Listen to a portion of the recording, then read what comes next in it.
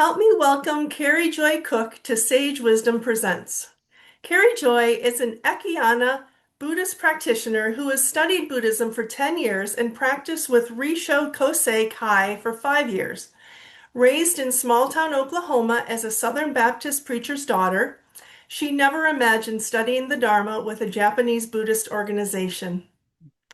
Like the lotus rising from muddy waters, the joy once obscured by addiction has bloomed again through sobriety, study, and practice. She is also known in her Sangha by her Dharma name, Sachi A, loosely translated as blanketed in blessings. Thank you for joining us tonight, Carrie Joy. Thank you, Christy. Thank you, everyone, for being here. And I really appreciate it. I feel honored to be speaking on your platform. So thank you. Thank you. Okay, we're going to begin with chanting.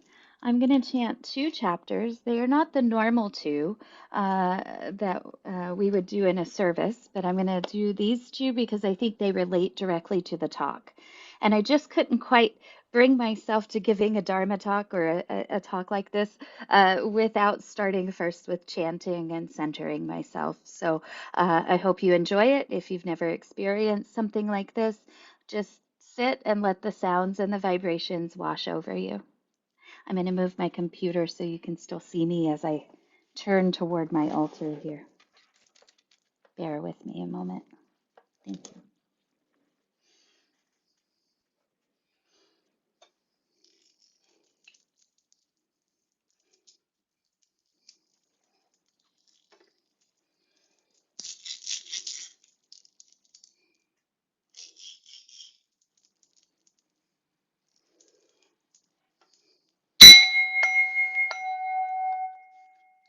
Namu myo renge kyo, namu myo renge kyo, namu myo renge kyo.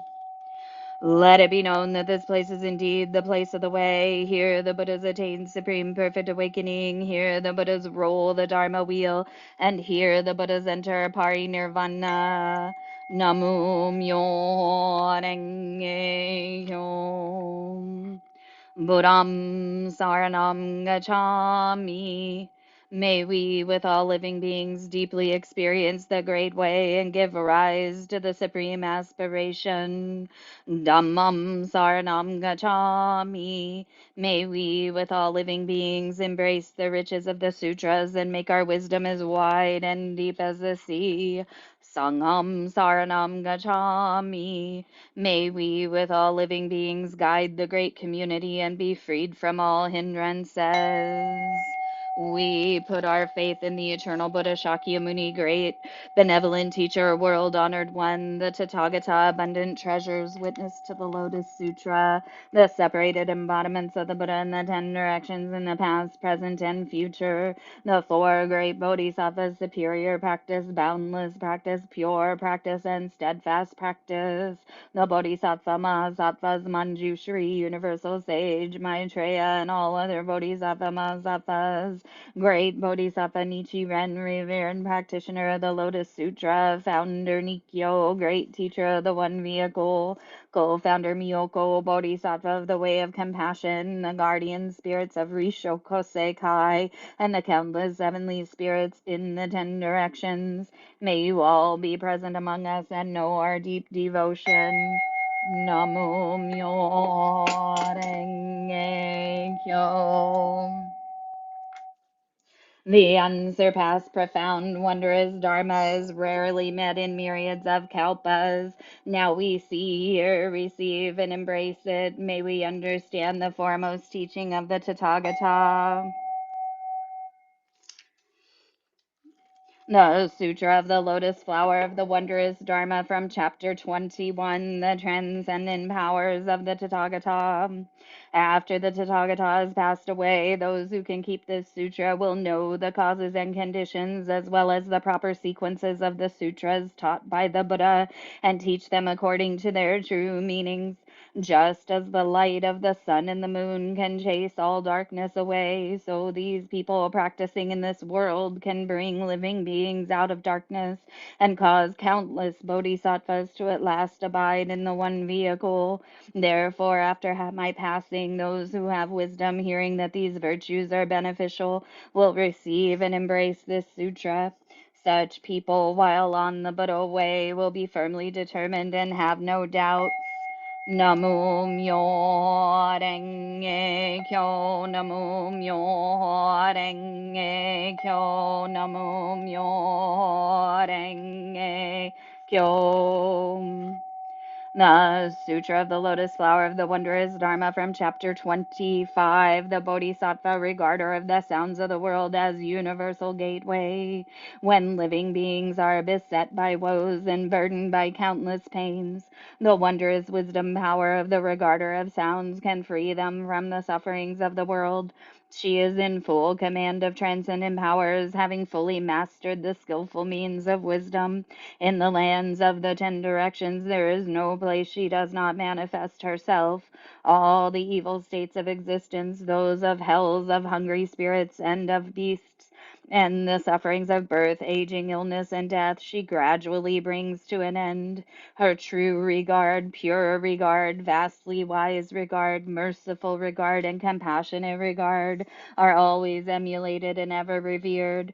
She is a pure, unclouded beacon of light, a sun of wisdom destroying all darkness, a subduer of the winds and flames of misfortune, and a light shining everywhere in the world. Her body is the precept of mercy that roars like thunder. Her mind is wondrous compassion that expands like a great cloud. Together they pour forth the sweet dew of Dharma rain that quenches the flames of delusion. In disputes before a magistrate, or in fear in battle's array, by calling to mind the power of the regarder of sounds, all enemies will scatter and run away. Wondrous voice, world-regarding voice, Brahma voice, and voice of the rolling tide. Hers is a voice unsurpassed in the world, therefore she should constantly be called to mind. Never have a moment of doubt about the regarder of the sounds of the world, a pure sage who can provide a reliable refuge from suffering, distress, danger, and death. Endowed with every virtue, she beholds living beings with eyes of compassion. Her blessings are an ocean vast and immeasurable, therefore with heads bowed revere her. Namo myo renge kyo, namo myo renge kyo, namo myo renge kyo. May these merits extend universally to all, so that we and all living beings together accomplish the Buddha way. May these merits extend universally to all, so that we and all living beings together accomplish the Buddha way. May these merits extend universally to all, so that we and all living beings together accomplish the Buddha way. Namo myo renge kyo, namo myo renge kyo, namo myo renge kyo, namo myo renge kyo, namo myo renge kyo, namo myo renge kyo, namo myo renge kyo.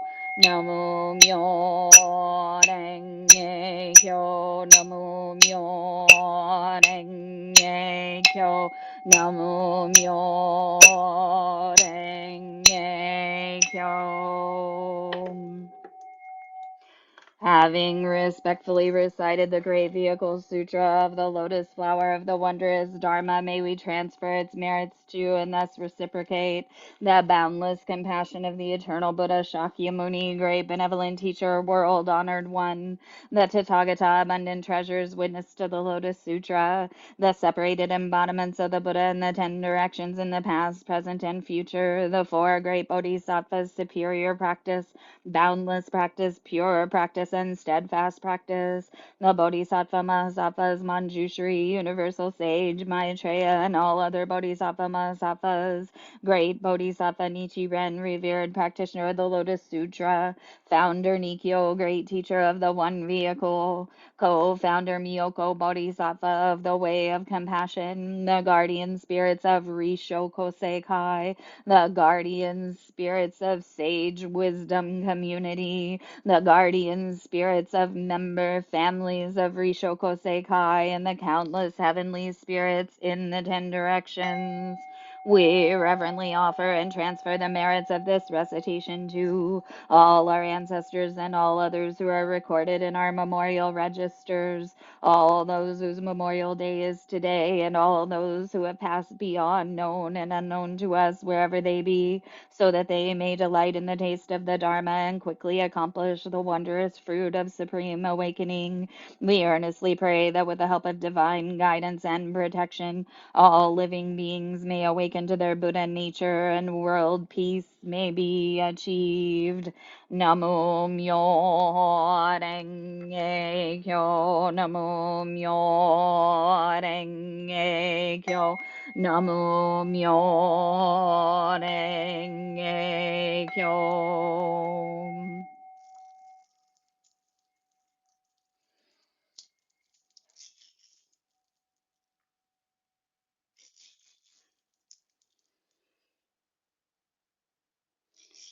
Eternal Buddha Shakyamuni, founder Nikkyo Niwano, thank you very much. President Nichiko Niwano, thank you very much. And Sage Wisdom Community, thank you very much.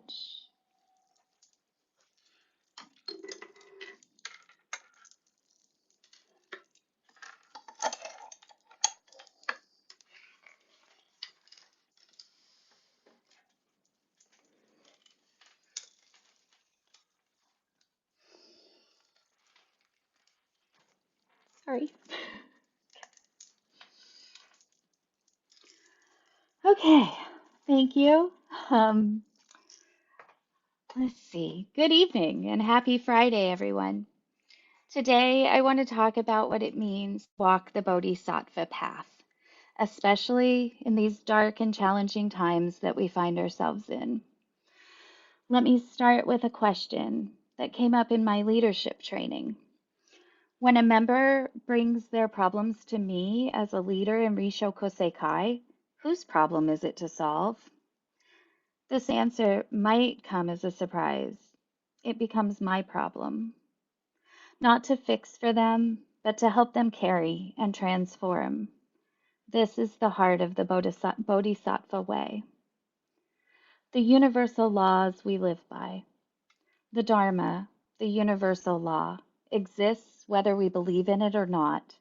Just like gravity, you can doubt gravity all you want, but if you step off of a cliff, you're going to fall. The Dharma isn't like the laws that are passed by Congress that change with every election. These are the fundamental laws of the universe. They govern how reality actually works. Cause and effect, dependent origination, and impermanence. As Shakyamuni Buddha taught us, peace comes from within. Do not seek it from without. This isn't just beautiful poetry. It's a practical instruction about where to direct our energy and our attention. What is a bodhisattva? A bodhisattva works for the awakening of others. That's it. That's the whole definition. We are given many examples of our role model bodhisattvas in the Lotus Sutra. They don't sit in meditation caves just waiting for their own personal enlightenment. They're out in the world, getting their hands dirty, helping people transform the mud of this life into beautiful blossoming lotuses. In chapter 12, we meet Devadatta, the Buddha's cousin, and also his greatest enemy. Devadatta tried to kill Shakyamuni Buddha many times. He rolled boulders down mountains. He sent drunk elephants to trample him. He caused schisms in the Sangha and even convinced a prince to imprison his own father. By any measure, Devadatta, he was a villain. And yet, Shakyamuni called him the good friend Devadatta. Why? Because Devadatta's opposition actually deepened the Buddha's enlightenment and strengthened the Sangha's resolve to follow the middle way. Founder Niwano, that's the founder of Risho Kosekai organization, he writes, through the good friend Devadatta, the Buddha was enabled to become perfect in the six paramitas, in kindness, compassion, joy, and equanimity. Normal and reverse conditions.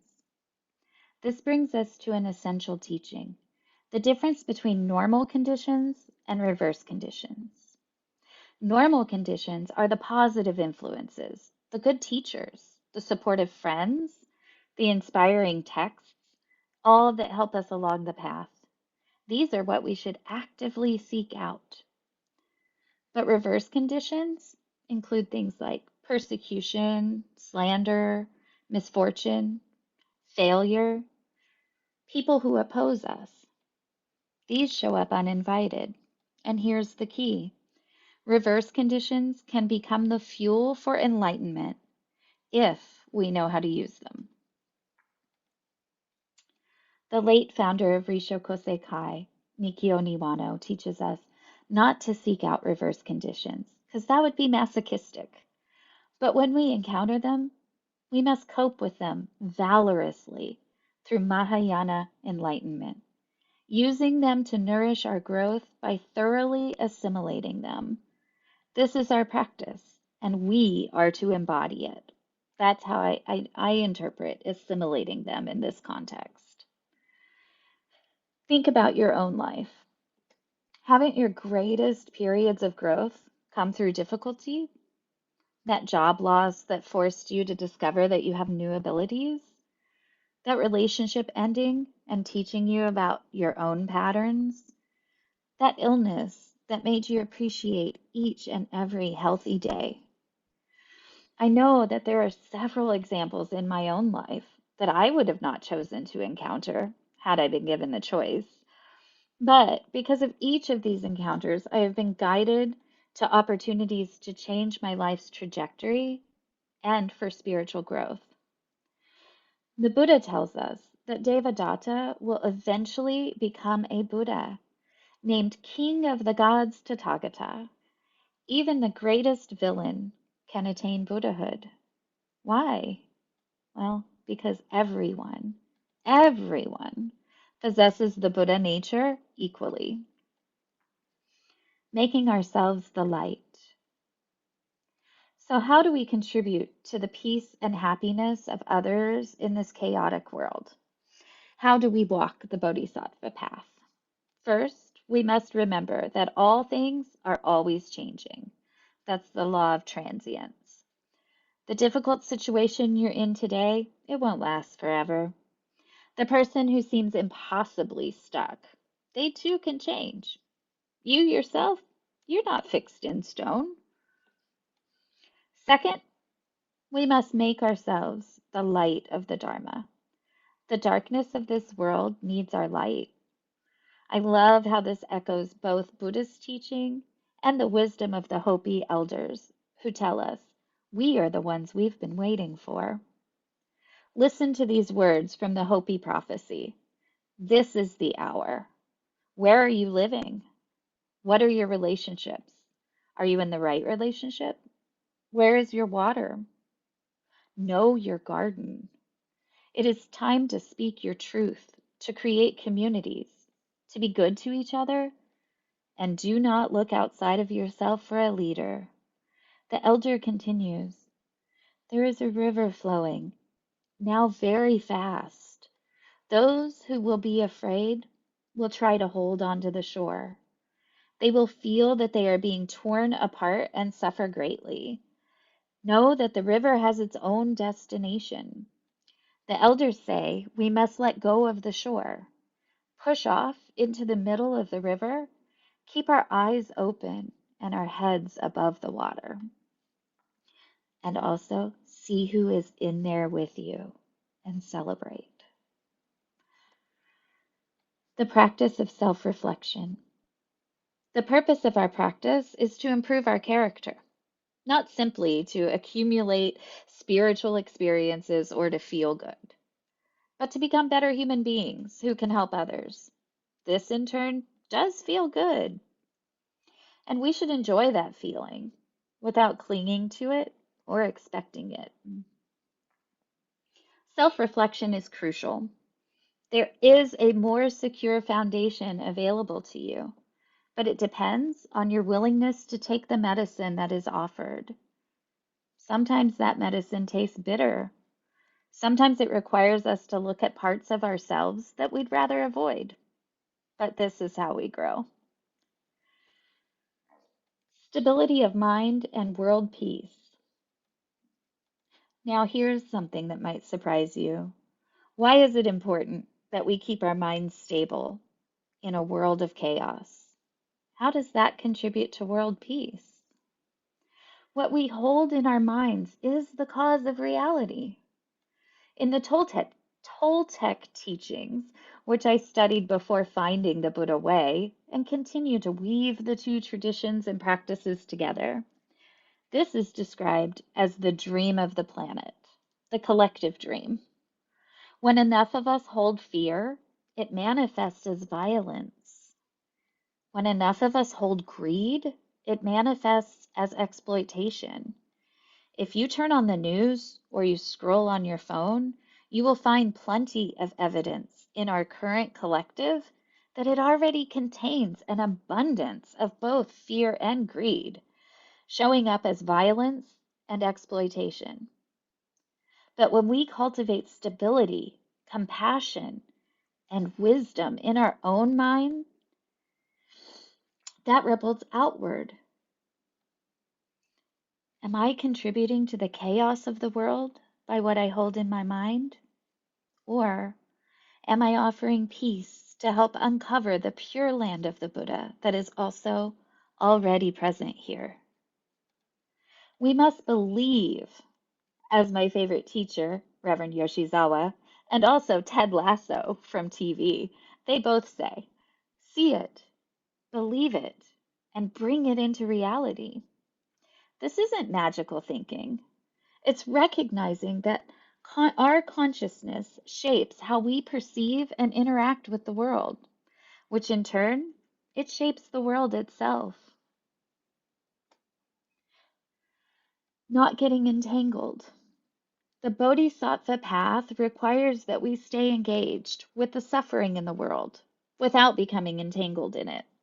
We help, but we don't drown. We care, but we don't lose our own clarity.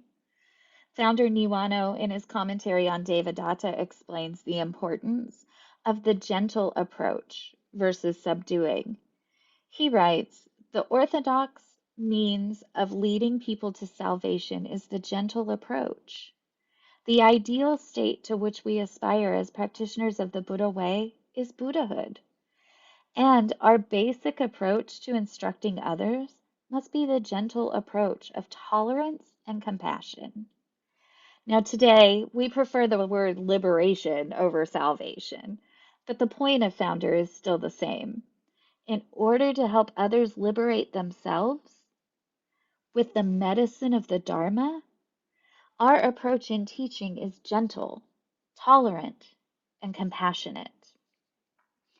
But here, and this is the critical point, he also teaches that sometimes correction is necessary. When Shariputra hesitated to criticize Devadatta's false teachings, Shakyamuni told him directly, it is right to praise what is praiseworthy, and it is right to criticize what deserves criticism. What is wrong must be set right. This is our responsibility as bodhisattvas. We don't enable harmful behavior out of false compassion. We don't stay silent when someone is leading others astray. True compassion sometimes requires us to speak the difficult truths. Buddhism is about seeing what's true. Buddhism is all about seeing what's true. The truth has been there all along. It's just covered over.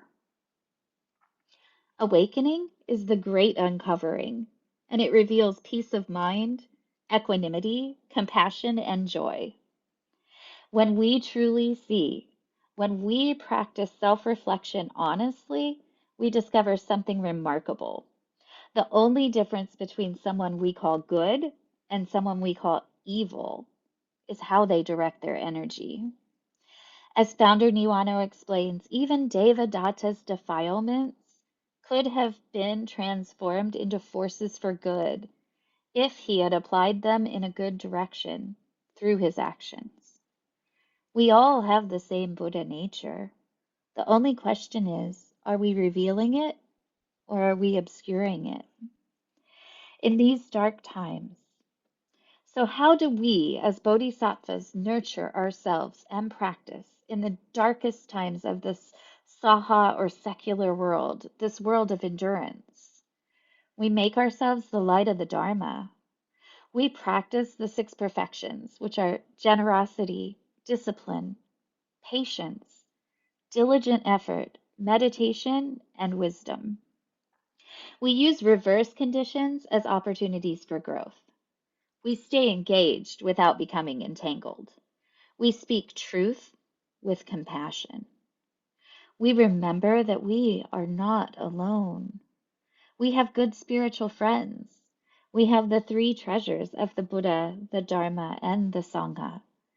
We have the Buddha nature, or the energy that animates all beings. And we remember the words of the Hopi elder. The time of the lone wolf is over.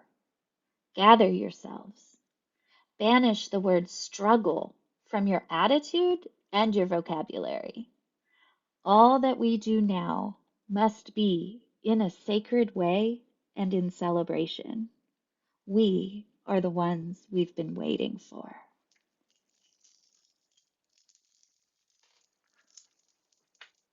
Thank you.